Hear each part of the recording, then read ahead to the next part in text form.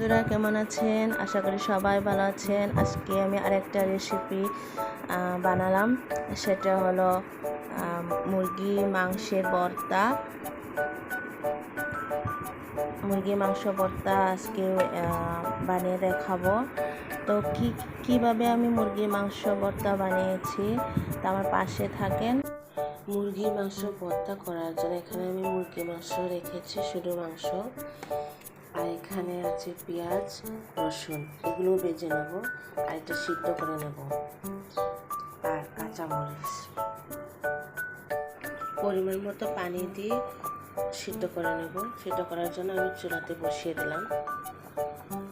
সিদ্ধ হয়ে গেছে, মাংসের মধ্যে যে পানিটুকু থাকে একটু শুকিয়ে নেব, আর পেঁয়াজ ভেজে নেব।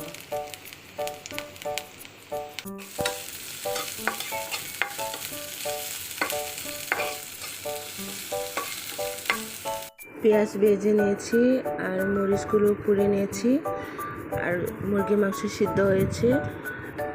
এটা এখন আমি ছোটো ছোটো করে টুকরো করে নেব, আমি ছিলে নেব ছোটো ছোটো করে। এখানে হাড় থাকা চলবে না, হাড়গুলো ফেলে দেব। তেলে মুরগি মাংসগুলো হালকা ভেজে নেব।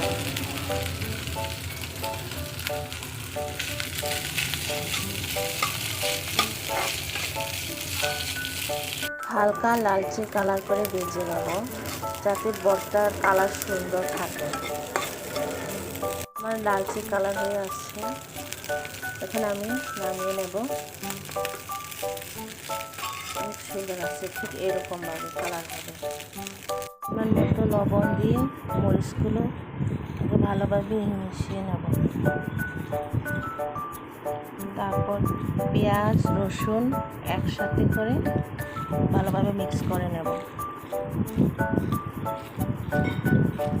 আমার মিক্স হয়ে গেছে, এখন আমি সব একসাথে ভালোভাবে মিশিয়ে নেব।